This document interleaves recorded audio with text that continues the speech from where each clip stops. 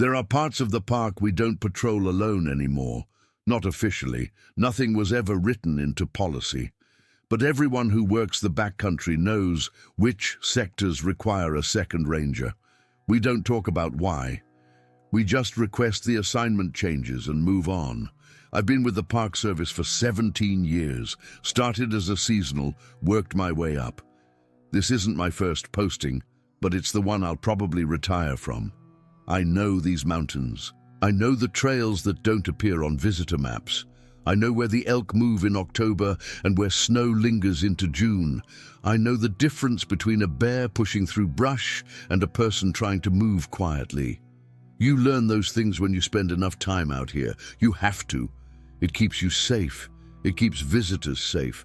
That confidence, that familiarity is what makes what happened difficult to process. Because I thought I understood this place. The park covers just over 200,000 acres. Most visitors never leave the main valley. They see the waterfalls, take photos at the overlooks, maybe hike one of the shorter loop trails. That's fine. That's what the park is for. But there are sections that require permits, backcountry zones where we limit access to prevent overuse. And beyond those, there are areas we don't advertise at all. Not restricted exactly, just remote enough that most people don't bother. Those are the areas rangers patrol regularly, checking for illegal camps, monitoring trail conditions, documenting wildlife. Search and rescue calls come from those zones more often than you'd think. People underestimate distances. They get turned around when the trail fades. They injure themselves miles from help. So we go out there, usually alone, radio contact when possible, but the terrain doesn't always cooperate. You learn to be self-sufficient. You learn to trust your training. And you learn to notice when something feels off. It started in late September. The visitation drops after Labor Day. Cooler temperatures, shorter days. The people who come in fall are usually experienced hikers. They know what they're doing. So when I headed out to check the northern loop that morning, I wasn't expecting to encounter anyone. The trailhead log was empty.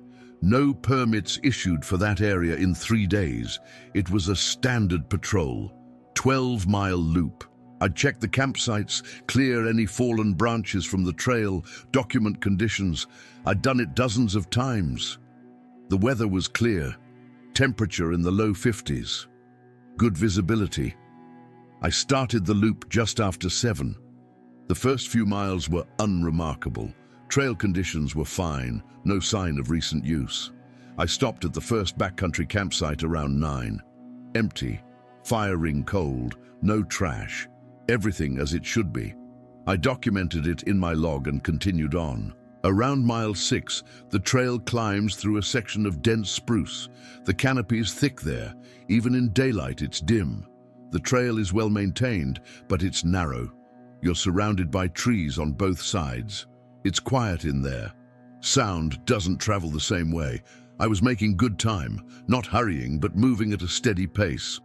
I had my radio on my chest rig, GPS unit in my pack, standard gear. I wasn't concerned about anything. Then I heard my name, clear, distinct. A male voice calling from somewhere to my left, not shouting, just normal speaking volume, like someone was trying to get my attention. I stopped immediately, listened. The forest was silent. No wind, no birds, nothing. I called back, identified myself as a ranger, asked if someone needed assistance. No response. I waited, checked my radio, no traffic.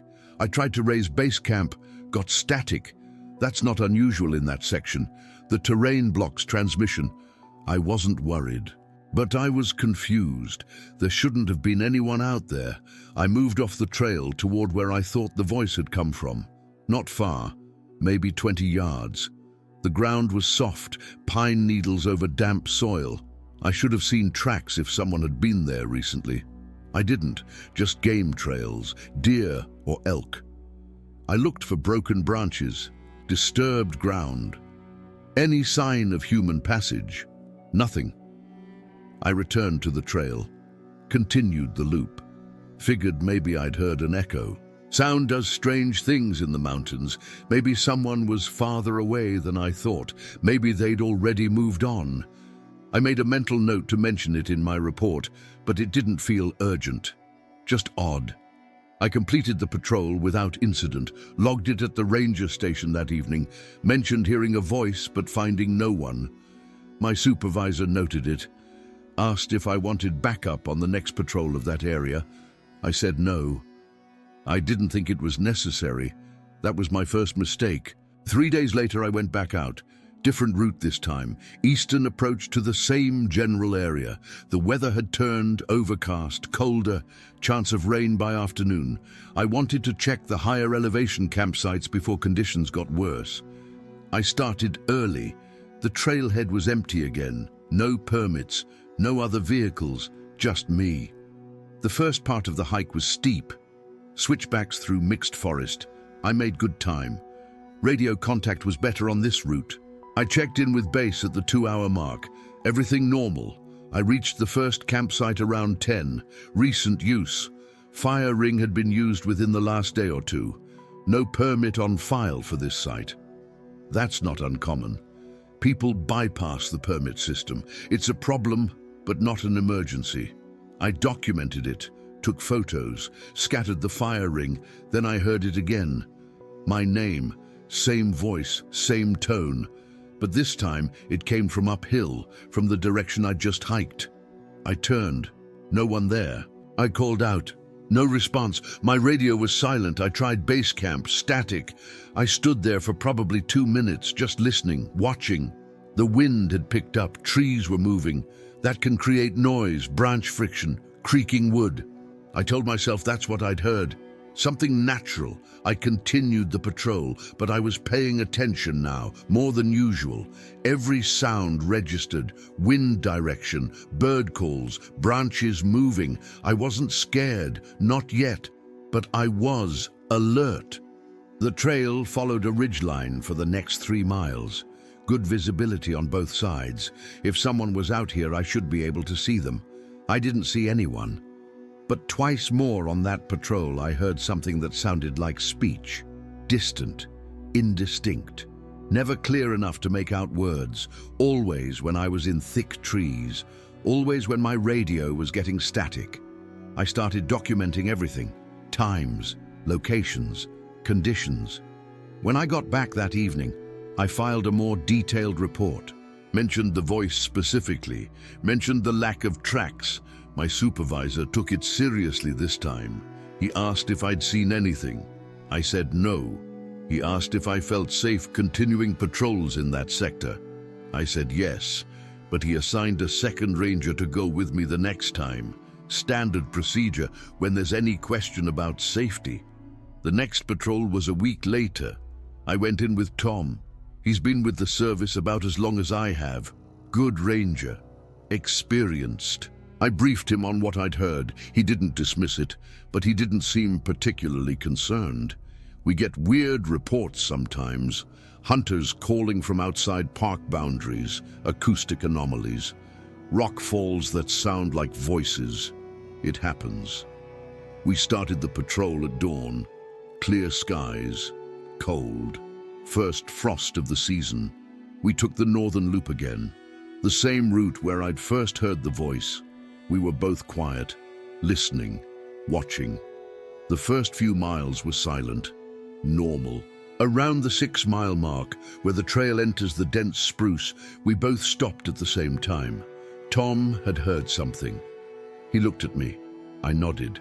We waited. Nothing. Then, faint, from deeper in the trees, a voice. Not my name this time, just a sound.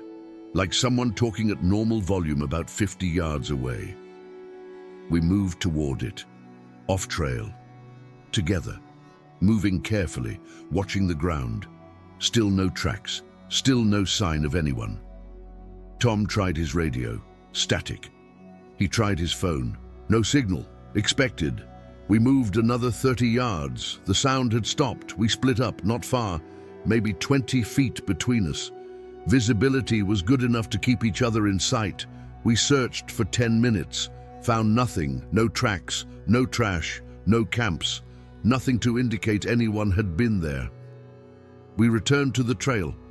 Tom was quiet. I asked him what he thought. He said it could be anything. Echo, distant hikers on another ridge, audio pareidolia, the brain creating pattern from random noise or reasonable explanations, but his voice had changed. He'd heard it too, and it had sounded like a person. We completed the patrol without further incident. When we got back, Tom didn't file a separate report. He just confirmed mine. That should have been reassuring, having a witness, having someone else hear it. But it wasn't, because now we both knew something was out there making noise that didn't have an obvious source. And we both knew that the explanations we were offering each other didn't fully account for what we'd experienced. I took a week off after that, scheduled time, nothing to do with the patrols. When I came back, there was a note in my file. The northern sector had been temporarily closed to overnight camping. Official reason was trail maintenance, but there was no maintenance scheduled. I asked my supervisor about it. He said there'd been a decision to limit access while they assessed conditions. He didn't elaborate. I didn't push. But I noticed that patrols in that area had been reduced. We were checking it less frequently. And when we did go in, it was always a two-person team. I went back in mid-October, different partner this time, Sarah, newer to the park but solid. I briefed her the same way I'd briefed Tom. She took it seriously, but I could tell she was skeptical. That's fine, healthy even.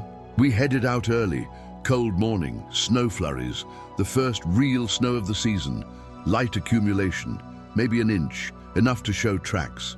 We took a different approach.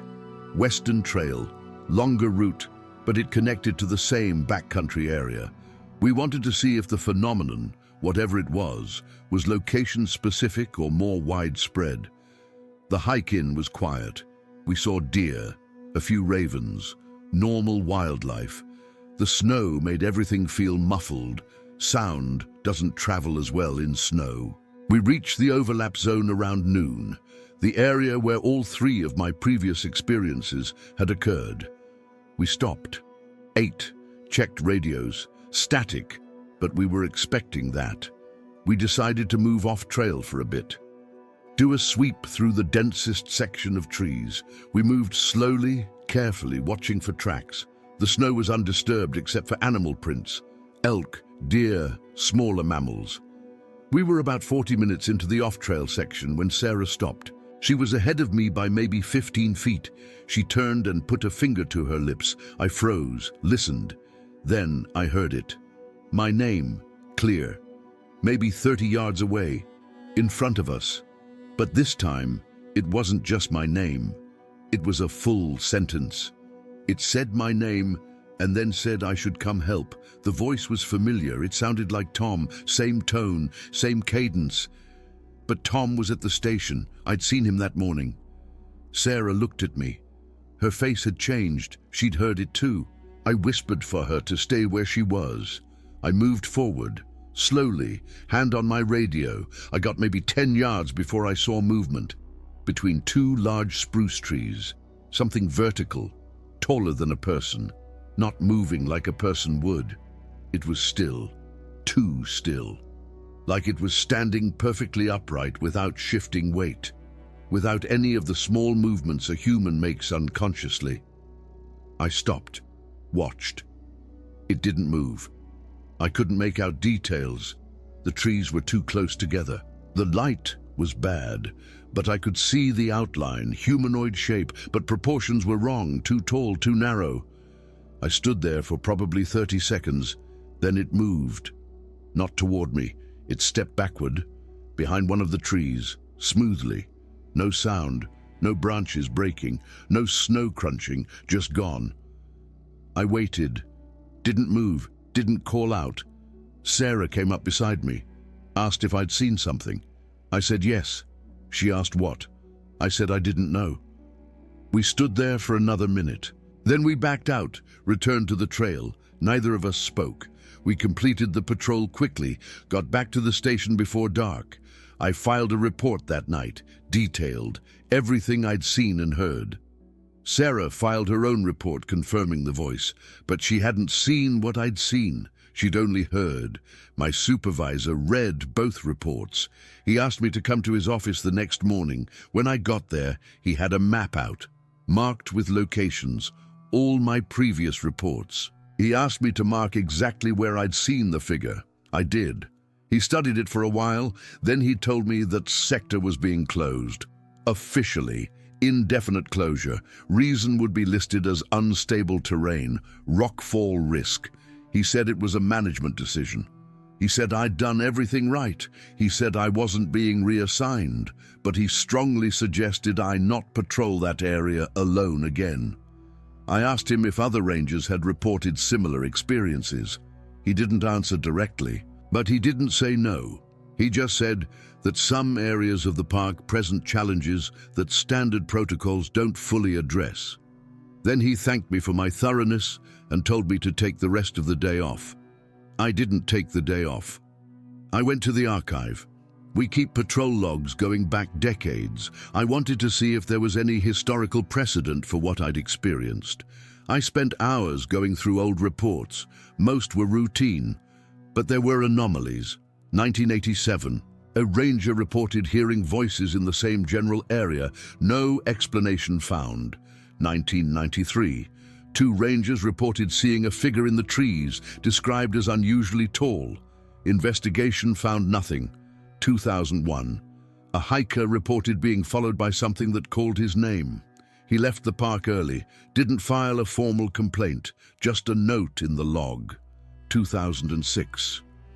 A ranger requested reassignment after multiple unexplained experiences in the northern sector. No details provided. The pattern was there, spread out over decades, infrequent enough that it never triggered a broader investigation, but consistent enough that it should have. I made copies of the relevant pages. I don't know if I was supposed to, but I wanted documentation. I wanted to know I wasn't the only one. That was 3 years ago. I still work here. I still do backcountry patrols. But I don't go into that sector. No one does. It's been officially closed since then. Signs posted. Trails are unmaintained now. We tell visitors it's for resource protection. Sensitive habitat. That's partially true. There is sensitive habitat, but that's not why it's closed. It's closed because we don't know what's out there, and we don't know how to deal with it using standard procedures. You can't file a report about something you can't identify. You can't create policy around something that doesn't fit into existing categories. So we closed the area, and we adapted. Other rangers have had experiences since then. Different locations, always remote, always in heavy tree cover, always involving voices, sometimes mimicking co-workers, sometimes just calling names. No one has been hurt. Whatever it is, it doesn't seem interested in harming people, but it's interested in something, attention maybe, or testing boundaries, or something else entirely that we don't have the framework to understand. I think about that day in the snow, the figure between the trees. I've replayed it in my mind hundreds of times, trying to add detail that isn't there, trying to make sense of what I saw. I can't. I don't know what it was. I don't know if it was even physical in the conventional sense. Maybe it was an animal I didn't recognize. Maybe it was a person, and my perception was distorted by circumstances. Maybe it was something else. I don't have answers. What I have is experience. And that experience taught me that there are things in the wilderness that don't fit into the categories we've created. Things that exist in the margins of what we understand. And maybe that's okay. Maybe not everything needs an explanation. Maybe some things just are. And maybe the best response is to give them space. To acknowledge that we share this land with things we don't control and don't fully comprehend. That's what we've done. We closed the area, we changed our protocols, and we continue doing our jobs. I still love this work.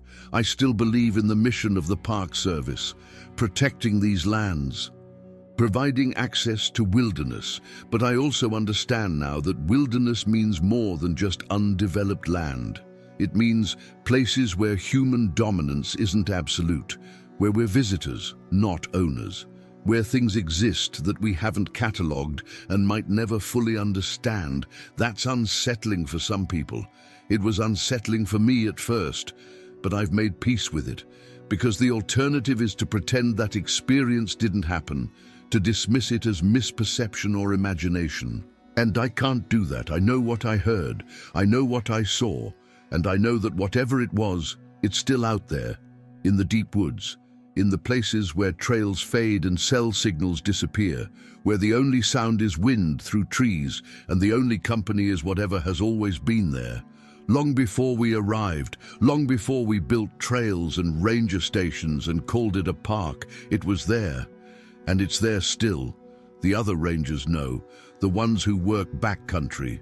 We don't discuss it openly, but there's an understanding, a shared knowledge that manifests in small decisions. Route choices, backup requests, the way we check in more frequently when we're in certain areas, the way we don't question each other when someone says they'd prefer not to patrol alone. It's not fear exactly, it's respect, acknowledgement that we're operating in an environment we don't completely control, and that's appropriate, that's how it should be. The wilderness isn't a museum. It's not a controlled space where every variable is known and managed. It's wild, that's the point. And sometimes wild means encountering things that don't make sense within our framework, things that challenge our understanding, things that remind us we're not the only ones here. I've been asked if I'd do anything differently, if I'd avoid that patrol knowing what I know now. The answer is no. I was doing my job. I was following protocol. What happened wasn't the result of negligence or poor judgment. It was the result of being in a place where something else also exists. And discovering that doesn't mean I did something wrong. It means I learned something. I learned that the maps we draw and the categories we create are useful but incomplete. I learned that confidence born from experience can be humbled by encounter with the unknown. And I learned that sometimes the bravest thing you can do is admit you don't have all the answers, that you've seen something you can't explain, and that you're willing to adjust your behavior based on that experience, even if you can't prove it, even if other people doubt you, even if the official record will never reflect what really happened. I still hike. I still go deep into the backcountry. I still love these mountains. But I'm more aware now. I pay attention in ways I didn't before. I notice when the forest gets too quiet, when wildlife goes silent for no apparent reason, when sound seems to come from a direction that doesn't make sense. And when I hear something that might be a voice calling from the trees, I don't investigate alone. I don't answer. I mark the location. I note the time. I report it if appropriate. But I don't engage. Because whatever it is out there, whatever was calling my name, whatever stood between those trees watching me, it doesn't need my attention. And I don't need to know more than I already do. I know it's there. That's enough. That's all I need to know. And that's all I'm willing to know, because some knowledge comes with a price, and I've already paid it. That moment in the snow, that figure stepping backward behind the tree, that's burned into my memory. I carry it with me every time I go out.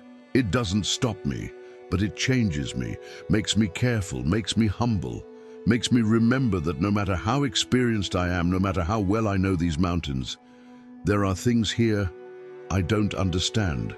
Things that were here first, things that will be here after I'm gone, and that's fine. That's how it should be. If you ever hear someone call your name out there and you know you're alone, don't answer, don't investigate, just mark it, note it, and move on. Because whatever wants your attention doesn't need it, and you don't need to give it. Trust your training, trust your instincts, and trust that sometimes the right response to the unknown is simply to acknowledge it and keep moving. That's what I do now. That's what I'll continue to do, because I still have a job to do. I still have trails to patrol and visitors to protect. And I can do that job better now, because I know what's possible. I know what's out there, and I know my limits. That's not weakness, that's wisdom. Hard-earned, uncomfortably gained, but wisdom nonetheless, and I'll carry it with me for as long as I wear this uniform, for as long as I walk these trails, for as long as I call these mountains home. Because they are home. Even with everything I've experienced, even knowing what I know, this is still where I belong, where I choose to be, where I'll stay, but with eyes open, with awareness, with respect for what I can't see and don't understand, and with the knowledge that sometimes, in the deep woods, something is listening, something is watching, and sometimes it calls your name.